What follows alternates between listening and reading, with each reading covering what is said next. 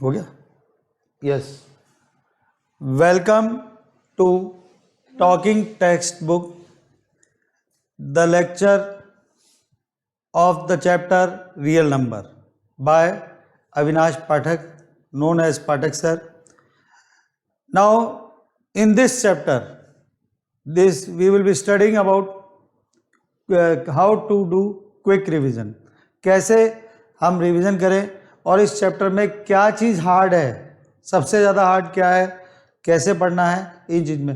Real number क्या है? Real number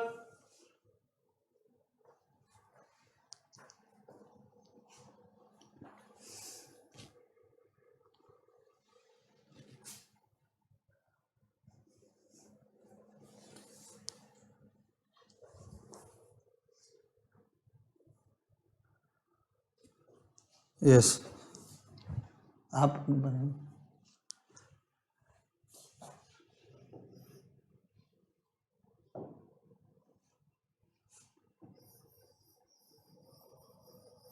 real numbers. This chapter is of nearly about 8 marks. 8 marks का ये chapter है। इस चैप्टर में 1 marks का क्वेश्चन, 2 marks का क्वेश्चन, 3 marks का क्वेश्चन और 4 marks का एक क्वेश्चन। ये पेपर पैटर्न के अंदर होता है 1 2 3 4। एक नंबर में से 3 नंबर में एक क्वेश्चन होगा और 4 नंबर में एक क्वेश्चन होगा, तो टोटल 8 नंबर का बनेगा। ये हो सकता है 2 नंबर का एक क्वेश्चन, एक नंबर के 2 क्वेश्चन और एक 4 नंबर का क्वेश्चन। इस चैप्टर के अंदर जो मार्क्स डिस्ट्रीब्यूशन है, पहले हमें यह देखना है कि चैप्टर के अंदर मार्क्स डिस्ट्रीब्यूशन किस तरह से होता है। डिवीजन 1 नंबर, 2 नंबर, 3 नंबर, 4 में यह देखना है कि इसके अंदर क्या होगा। रियल नंबर्स क्या है? हम रियल नंबर्स को, रियल नंबर्स देखें तो real numbers rational and irrational number,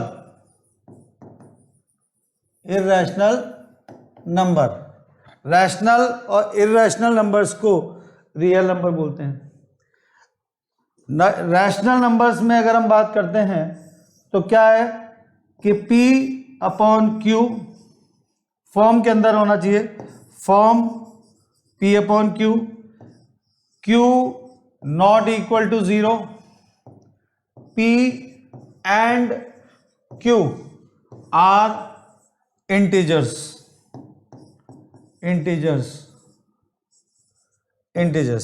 P and Q are integers. अब इरैशनल नंबर्स की बात करते हैं। Numbers which are not rational।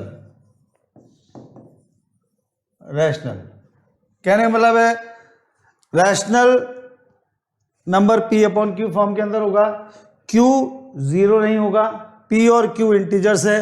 और इरैशनल नंबर की बात करते हैं तो क्या होगा? इरैशनल नंबर जो नंबर रैशनल नहीं है। सिंपल बात करते हैं, रैशनल और इरैशनल नंबर दोनों ही अलग अलग हैं। रैशनल और irrational number can not be added. बात करते हैं रैशनल नंबर, इरैशनल नंबर, तो जनरली देखा जाए रियल नंबर को हम देखें तो ह्यूमन बीइंग जो है 2 तरह के हैं, मेल और फीमेल। ह्यूमन बीइंग की कैरेक्टरिस्टिक्स हमने 2 पार्ट में दिया, मेल एंड फीमेल। तो we can not add, they are equal.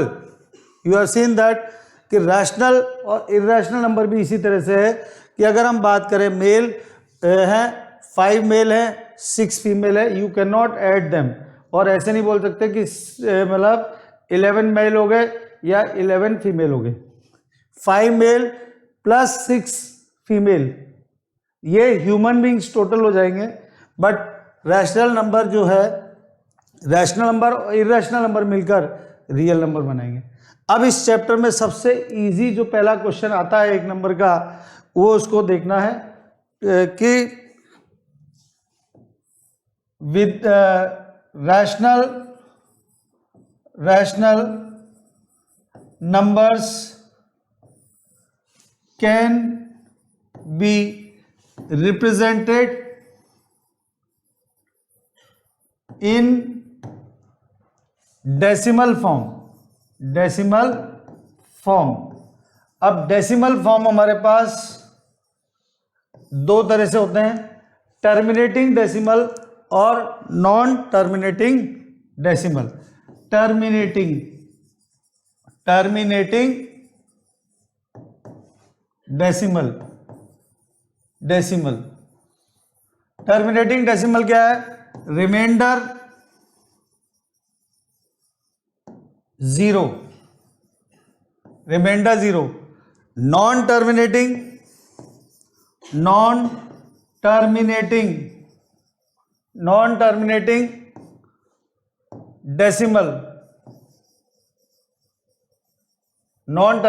Decimal, ये remainder is not 0। Non terminating decimal में हमारे पास दो पार्ट आ गए। पहला पार्ट आता है रिपीटिंग और दूसरा आता है नॉन रिपीटिंग।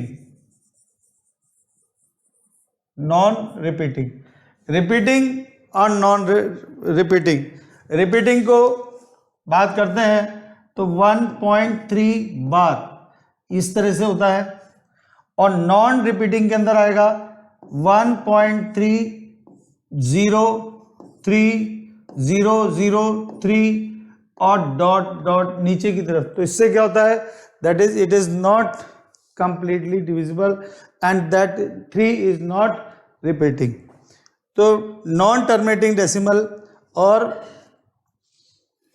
फिर इसके बाद हमारे पास आता है फर्स्ट 1 नंबर का क्वेश्चन है, without actual division, without actual division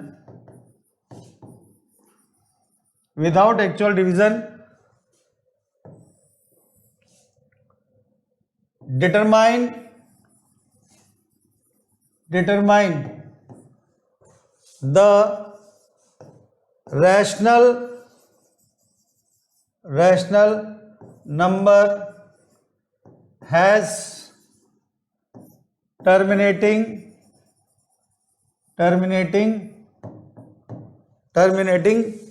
decimal.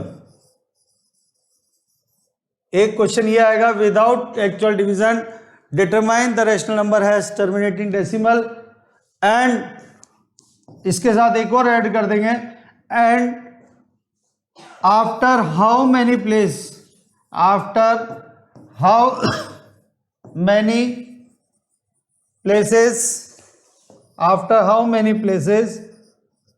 The decimal terminates.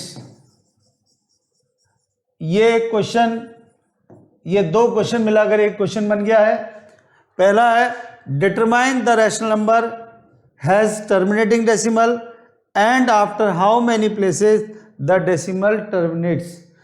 तो एग्जाम्पल अगर हम लेते हैं, कोई भी नंबर एनी रैशनल नंबर, कोई भी रैशनल नंबर लिया, जैसे 5/2³ इंटू 5⁴, ये रैशनल नंबर है, और इसको हमने लिख लिया 557 डिवाइडेड बाय 2³ इंटू 5⁴। पहला काम है कि ये बताएं कि टर्मिनेटिंग है या नहीं है। ये पता करना है कि कोई भी रैशनल नंबर है, अगर वो रिड्यूस हो रहा है पहले, पहले आप रिड्यूस कर सकते हैं, उसके बाद बता सकते हैं कि वो टर्मिनेट होगा या नहीं। तो इसके लिए क्या होता है, कंडीशन। अब ये कंडीशन एक नंबर में पूछ सकते हैं कि भाई कंडीशन क्या है।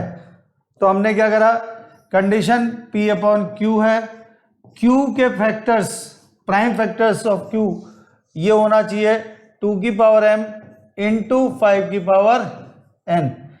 अगर Q के फैक्टर इस फॉर्म के अंदर हैं 2 की पावर m इंटू 5 की पावर n, देन ओनली, और m और n, m and n value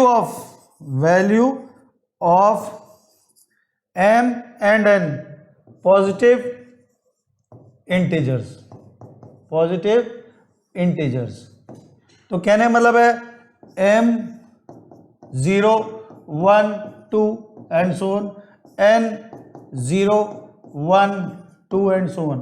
क्योंकि क्या होता है कभी कभार 2 की पावर 0 आ गया, मतलब 2 आया ही नहीं, जब 2 नहीं आएगा तब भी टर्मिनेट होगा, 5 नहीं आएगा तब भी टर्मिनेट होगा, दोनों का आना जरूरी है। प्राइम फैक्टर्स जब भी निकालेंगे तो क्या होगा, 2 की पावर m और 5 की पावर n प्राइम फैक्टर्स होने चाहिए। पावर अगर 2 नहीं है, अब कुछ क्वेश्चन पूछते हैं बच्चे कि सर ये 2 की पावर 0 आ गया तो क्या होगा, any number raise to power 0 क्या होगा, 1 होगा। 5 की पावर 0 लग गया तब भी 1 होगा। तो ये चीज ध्यान रखना है हमें कि 2 की पावर 0 है या 5 की पावर 0 है या दोनों हैं, तभी वो क्या होगा, टर्मिनेट होगा। कितने प्लेस के बाद टर्मिनेट होगा ये आपको पावर देख के बताना है। 2 की पावर 3 और 5 की पावर 4 है, इन दोनों में जो पावर बड़ी है उस पावर के बाद टर्मिनेट होगा। जैसे यहाँ 2 की पावर 3 है और 5 की पावर 4 है, तो 5 की पावर 4 कहने मतलब है 5 की पावर ज़्यादा है, 4 है, तो the decimal form will terminate after 4 places. Understood. तो ये हमारा इसके क्लास के अंदर। अभी नेक्स्ट पेज में देखते हैं, जैसे हमने लिखा 57 अपॉन 2 की पावर 3 इंटू 5 की पावर 4। तो डेसिमल फॉर्म क्या होगा इसका, डेसिमल फॉर्म टर्मिनेट होगा,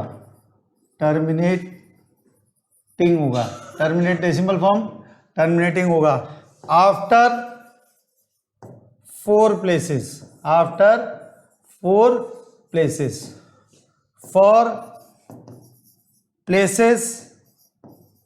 for places we will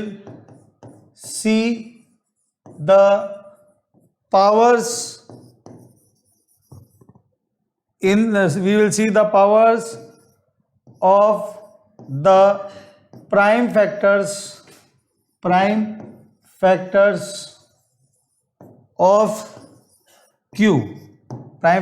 of Q.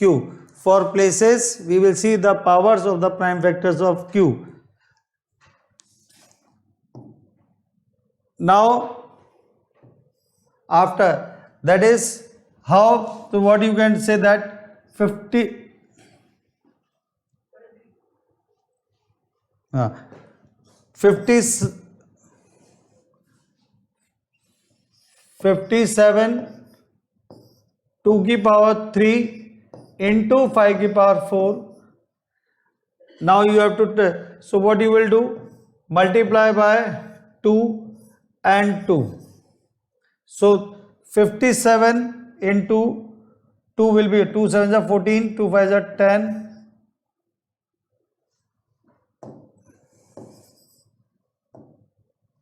2 7s are 14, 1 to 114 divided by 2 की पावर 4 into 5 की power 4, that is 114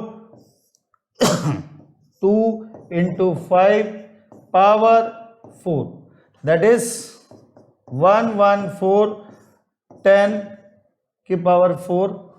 You can say that 114 divided by 1 2 3 4, that is 0 1 1 4. So one question will be of this type in the exam. Simple question कि भाई कितने place के बाद terminate होगा. एक question 1 number में ऐसा हो सकता है, या टर्मिनेट हो रहा है या नहीं हो रहा है, यू हैव टू टेल. तीसरा क्वेश्चन होगा कंडीशन क्या है, व्हाट इज द कंडीशन.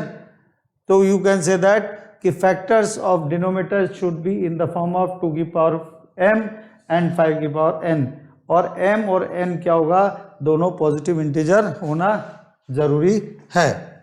इसके बाद ये कोई इस टॉपिक पर क्वेश्चन पक्का 100% आना ही आना है एग्जाम के अंदर, ये देखना है.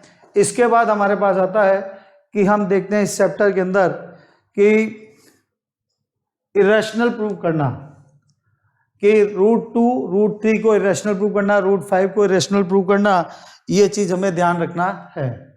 एक क्वेश्चन है जैसे कि मान लीजिए प्रूव दैट, ठीक है, √2 इज इरेशनल नंबर. अब मान लीजिए सिंपल देखते हैं एक एग्जांपल कि √2 को इरेशनल प्रूव करना है. तो इरेशनल प्रूव करने के लिए बोर्ड के अंदर जो हम देखते हैं क्या क्या चीज़ लिखनी चाहिए, ये चीज़ आपको ध्यान रखना है. बहुत सारे बच्चे शॉर्टकट मेथड से कर लेते हैं, बट √2 √3 √5 का इरेशनल नंबर आएगा तो कोशिश करिए जो मैं बता रहा हूँ उस तरह से करने की, तो 100% आपको सारे इरेशनल नंबर्स प्रूव करना आ जाएगा. ये इसके लिए हम सबसे पहला काम करेंगे सॉल्यूशंस के अंदर कि let √2 be a rational number. हमने माना कि ये रैशनल नंबर है. अब √2 रैशनल नंबर है तो हमने इसको मान लिया, तो √2 क्या हो जाएगा, P/Q. बट जनरली हम जब लिखते हैं एग्जाम के अंदर तो रैशनल नंबर P/Q है, तो P/Q क्या इंटीजर्स है और Q नॉट इक्वल टू 0 है. बट हम यहां पर क्या करेंगे, डायरेक्ट ही ये लिख देंगे where P and Q are coprime numbers. कहने का मतलब ये है कि हम डायरेक्ट यहां लिख दें कि P और Q कोप्राइम नंबर्स हैं, तो हमारे को पहले इंटीजर्स लिखें, फिर इंटीजर्स के बाद फिर हम उसको बताएं कि ये कोप्राइम नंबर्स है. तो हम कोशिश करें, एक स्टेप हमने हटा दिया इसके अंदर, और अगर इस तरह से लिख दें कि √2 इक्वल टू P/Q है where P and Q are coprime numbers. अब कोप्राइम नंबर्स की बात करते हैं, तो कोप्राइम नंबर्स होते क्या है ये अपने को याद होना चाहिए. कोप्राइम नंबर्स होते हैं numbers which have one as common factor. One common factor होता है बस. इसलिए को यहाँ P और P/Q के अंदर कोई भी ये नंबर किसी से डिवाइड नहीं होगा. अगर इंटीजर्स बोल देंगे, ज़्यादातर P और Q को इंटीजर्स बोलते हैं और फिर उसको बोलते हैं कि हम इसको रिड्यूस करते हैं कॉमन नंबर से, फिर कोप्राइम नंबर लेके आते हैं. तो हमने क्या करा, वो 2 स्टेप को मतलब बीच में से हटा के एक लेके आगे, तो P और Q को हमने क्या माना कि ये कोप्राइम नंबर्स हैं. P और Q कोप्राइम नंबर्स हैं. तो अब हमारे को ये रूट हटाना है, तो रूट हटाने के लिए क्या करना पड़ेगा, स्क्वायरिंग बोथ साइड्स. तो ये हो गया 2 इक्वल टू P²/Q², और ये बोला कि Q² इक्वल टू P²/2. तो ये यहां पर Q, तो ये हो गया हमारी फर्स्ट इक्वेशन. और हम ये बोलेंगे we know if P² is divisible by 2, then P is also divisible divisible by 2। ये हमारे पास फंडामेंटल थ्योरम ऑफ अर्थमेटिक्स है। If P square is divisible by 2, maximum बच्चे यही लैंग्वेज में गलती करते हैं एग्जाम के अंदर, when we check the copies, कि भाई उल्टा सीधा लिख देंगे और फिर बोलेंगे सर सही लिखा था, ऊपर से हमने सही लिखा है, नीचे ये उल्टा लिख देते हैं। If 2 is divisible by P square, और इस तरह से लिख देते हैं। हमें इस लाइन को लिखेंगे तो मुझे अभी तक के अनुभव में ये देखा कि मेरे बच्चे सारे क्वेश्चंस को राइट करते हैं। If P square is divisible by 2 then P is also divisible by 2, ये लिखा जाएगा। इसके बाद नेक्स्ट आगे देखते हैं। तो हमने यहां लिखा putting P equal to 2C in equation 1। Putting P equal to 2C in equation number 1, तो हमारे पास क्या था कि Q square equal to 2C का होल स्क्वायर अपॉन 2। तो Q स्क्वायर कितना हो गया 4C स्क्वायर अपॉन 2, 2 से इसको काट दिया तो Q square upon 2 equal to C square हो गया। तो again we say Q square is divisible by 2, then Q is also divisible by 2। ये तो हमने देखा क्या, P भी 2 से डिविजिबल है, Q भी 2 से डिविजिबल है।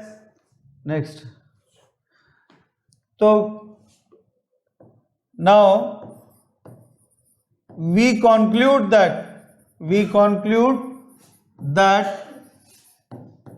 P and Q are divisible by 2। तो हमने देखा कि we conclude that P and Q are divisible by 2, that is P and Q has common factor as 2, but we have assumed that P and Q are co-prime numbers. So therefore our assumption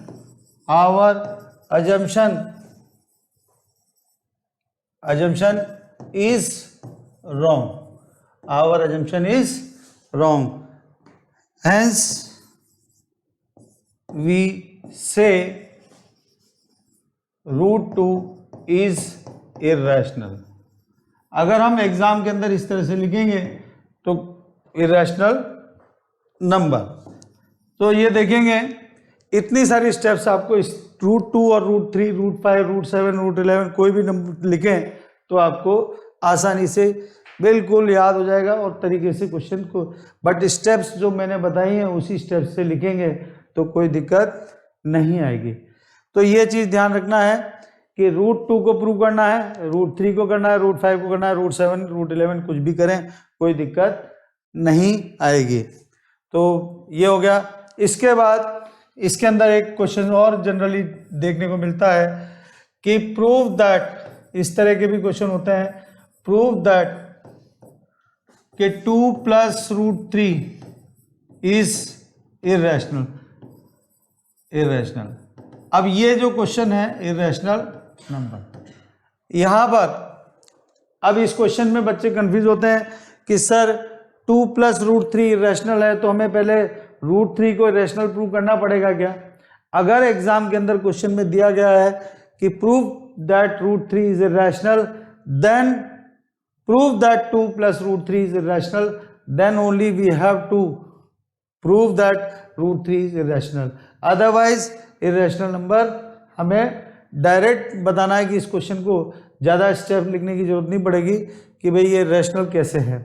तो √2, √3, √5 पूछता है तो पूरी करेंगे, नहीं तो नहीं। तो इस क्वेश्चन को कैसे लेना है, तो हमने देखा कि let 2 + √3 be a rational number, rational number ये हमने माना। तो 2 + √3 = P/Q। अब इसमें देखिए ये रैशनल पार्ट है और ये इर्रेशनल पार्ट है, दिस इज रैशनल पार्ट और ये क्या है, इर्रेशनल पार्ट है, इर्रेशनल IRP। तो RP मतलब रैशनल पार्ट, IP का मतलब है इर्रेशनल पार्ट, इर्रेशनल पार्ट। अब P/Q क्या है हमारा, रैशनल पार्ट। अब मुझे इसमें बताइए, अगर ऐसा क्वेश्चन लिखा है तो क्या दिमाग में आता है, ये रैशनल पार्ट है, ये रैशनल पार्ट है, ये रैशनल पार्ट है, तो रैशनल पार्ट किसके पास जाएगा, रैशनल के पास जाएगा, और इर्रेशनल पार्ट इर्रेशनल पार्ट के पास जाएगा। तो हम यहां देखते हैं कि √3 = क्या जाएगा, P/Q -2, ये आ गया। और इसके अंदर फिर हमने डिनोमिनेटर एलसीएम ले लिया, √3 = ये आ गया Q P -2Q, √3 = P -2Q/Q। फिर नेक्स्ट में देखते हैं कि √3 = अपन ने लिखा P -2Q/Q। तो ये हमारा पूरा क्या है, इर्रेशनल, और ये पूरा जो हमारे पास आता है रैशनल। भाई रैशनल में से ऐड करेंगे, ऐड करो, सब्ट्रैक्ट करो, मल्टीप्लाई करो, रैशनल नंबर ही मिलेगा। तो irrational number can not be equal to rational number. Therefore our assumption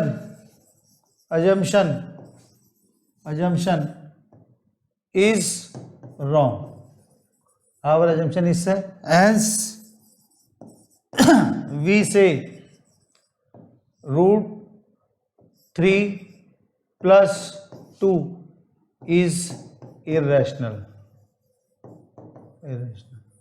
तो ये चीज देखनी है। अब ये वाला जो क्वेश्चन है ये डिफरेंट फॉर्म के अंदर भी पूछ सकते हैं।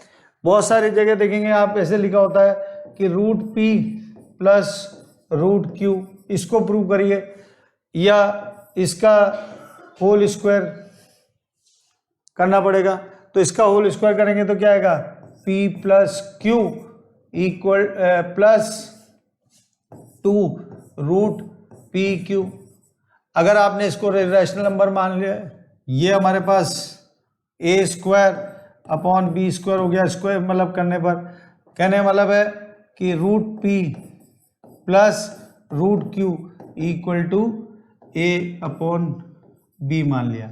तो कहने मतलब है इस क्वेश्चन को भी करना चाहें तो हम आसानी से कर सकते हैं। तो हमारे पास सबसे पहले तो बेसिक कंसेप्ट क्लियर हो गया कि अब वैरायटी ऑफ क्वेश्चन आप आसानी से बना सकते हैं किसी भी फॉर्म के अंदर इस चीज़ को दिया गया है तो, ठीक है।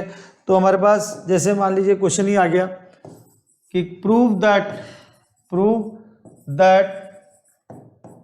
√P + √Q is irrational.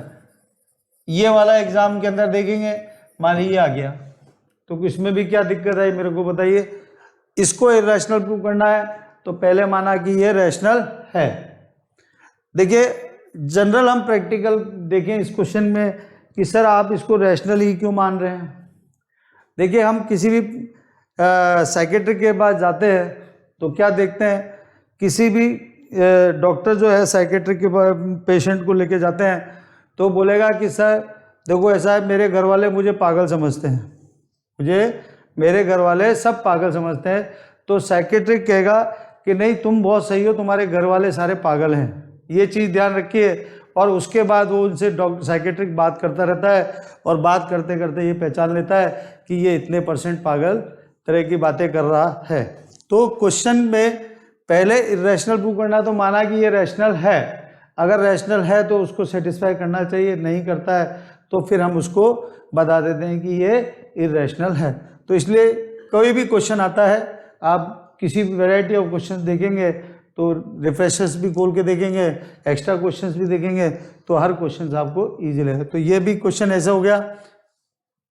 अगर हम देखें इसका सॉल्यूशन तो बहुत इजी हो जाता है। देखिए, लेट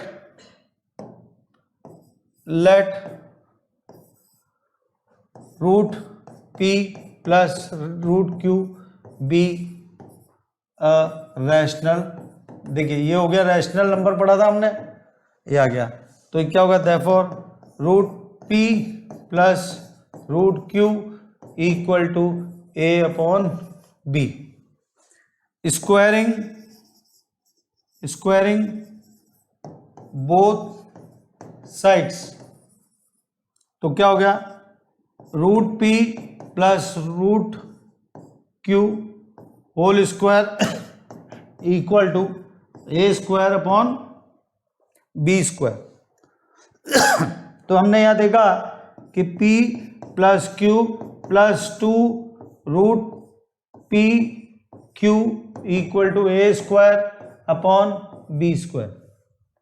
फिर देखते हैं हम, अब इसमें p क्या है, रैशनल, q क्या है, रैशनल, और ए स्क्वायर बाय बी स्क्वायर क्या है, rational.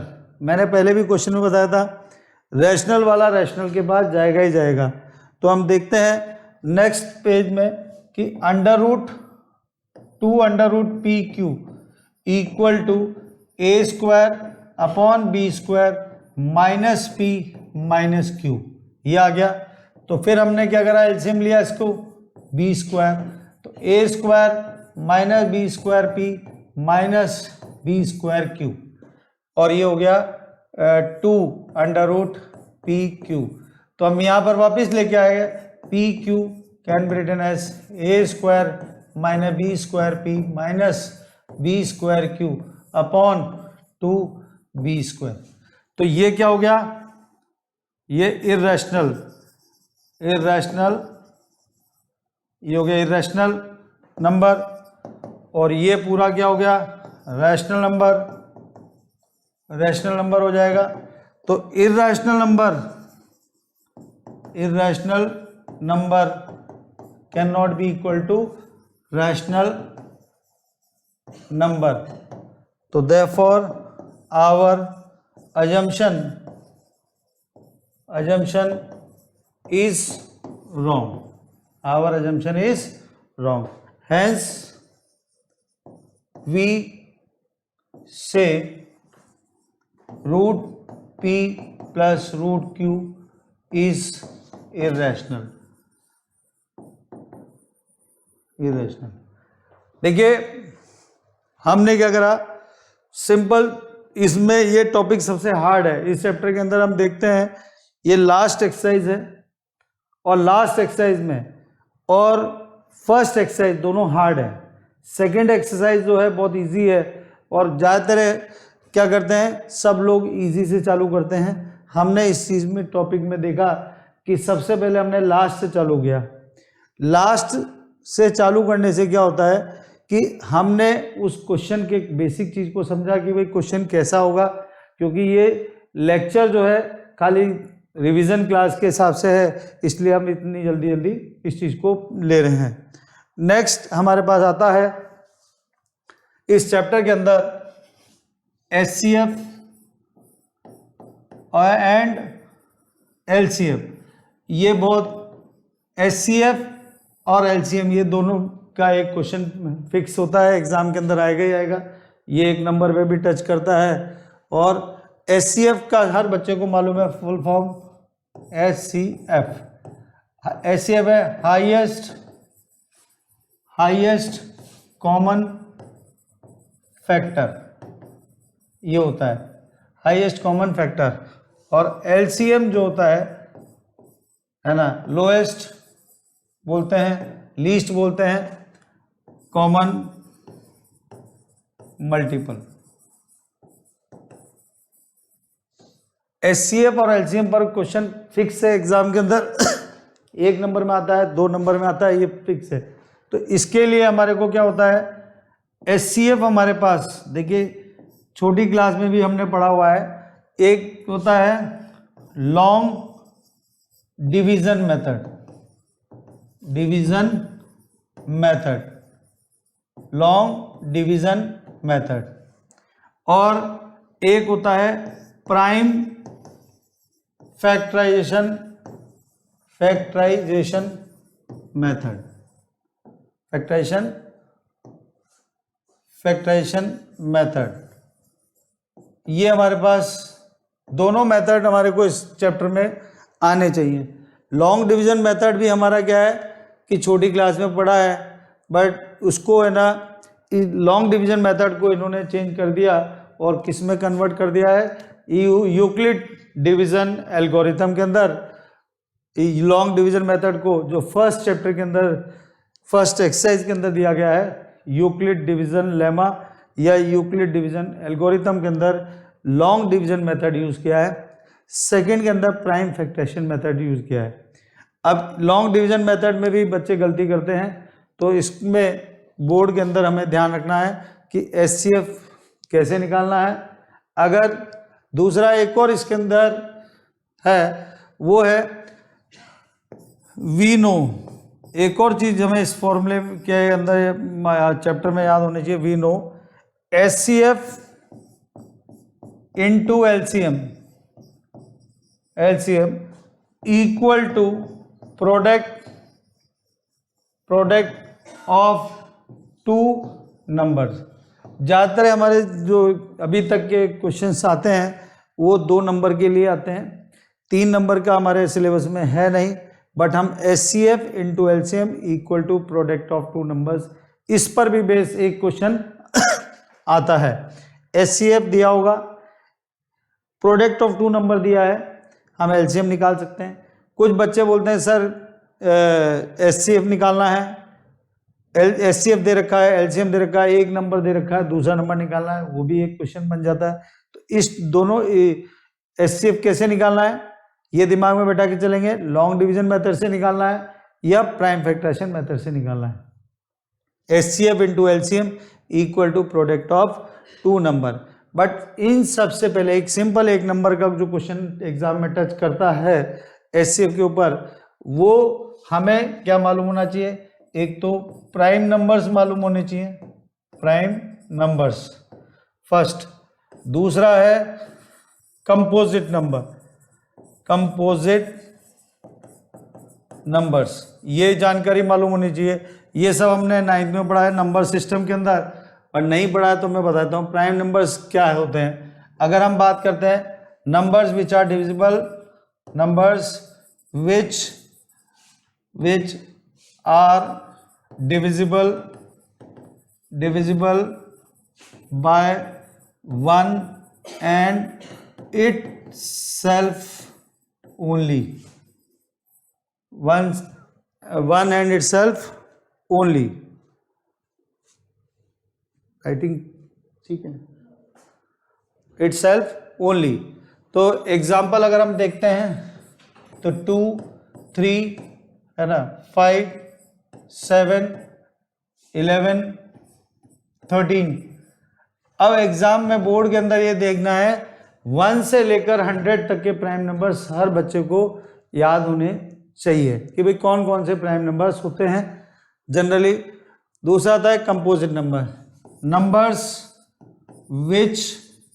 Which are not prime, अगर हम बात करते हैं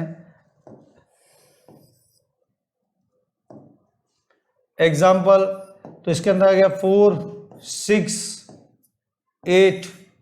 अब यहां पर आते ही बच्चे गलती करते हैं, ये 8 के बाद 9 इसको भूल जाते हैं, क्योंकि देखिए 4, 6, 8 आते ही तो हमारे दिमाग में फ्लो बन जाता है कि 10 होगा, 9 को भूल जाते हैं, हमारा क्वेश्चन रॉन्ग हो जाता है। इसलिए 4, 6, 8, 9 10, इसके बाद 12, फिर 14, फिर 15, इस तरह से ये सारे हमारे कंपोजिट नंबर हैं। तो हम ये देख रहे हैं प्राइम नंबर और कंपोजिट नंबर को मिला देते हैं। देखिए 2 है, 3 है, फिर 4 है, फिर 5 आ गया, 6 आ गया, 7 आ गया, 8 आ गया, 9 आ गया, 10 आ गया। तो 1 ना तो प्राइम नंबर में लिया गया है ना ही कंपोजिट नंबर में लिया गया है। तो 1 is not a prime number,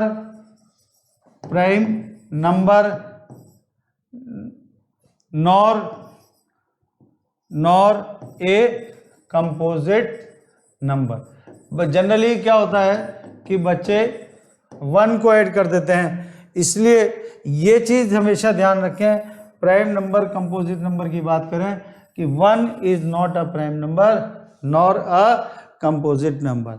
देखिए प्राइम नंबर और कंपोजिट नंबर, इवन नंबर और ऑड नंबर मिलकर नेचुरल नंबर बना देते हैं, बट प्राइम नंबर और कंपोजिट नंबर मिलाकर नेचुरल नंबर नहीं बनाते हैं।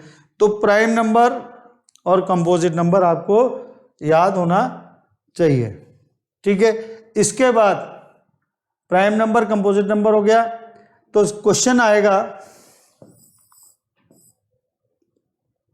फाइंड द HCF of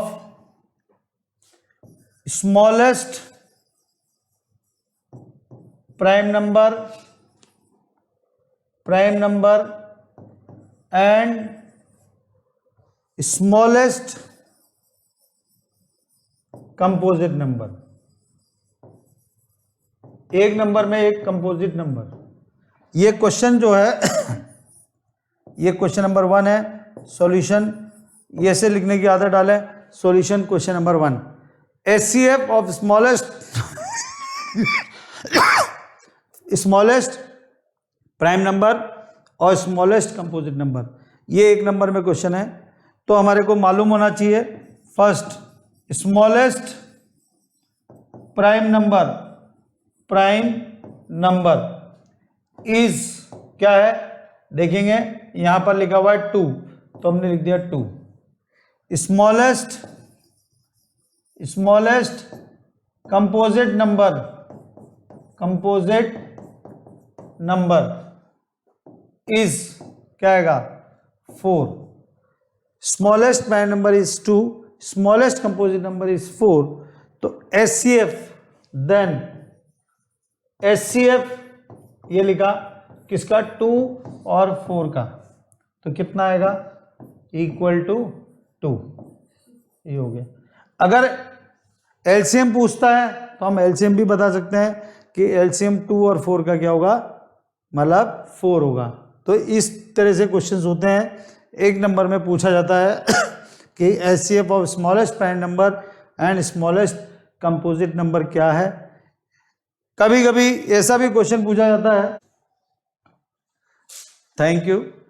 अभी ये जो मैंने चैप्टर पढ़ाया है इसको आपको पढ़ने के बाद और देखना है इसमें और कि कितना आपको समझ में आया। इसके फीडबैक्स, लाइक्स और इस चैनल को हम ये सब्सक्राइब करें और आने वाले टाइम के अंदर इसके अंदर क्या इम्प्रूवमेंट चाहते हैं वो भी हमारे को फीडबैक देते रहें और कैसा लगा। और नेक्स्ट क्लास में बाकी का जो चैप्टर है वो बताएंगे कि स्टार्टिंग यूक्लिड डिवीजन लेमा और HCF और LCM के और भी क्वेश्चंस हैं, तो नेक्स्ट क्लास में इसको कंप्लीट कर देंगे। होप कि आपको ये चैप्टर समझ में आ जाएगा और अभी जो पढ़ाया वो पूरा समझ में आएगा।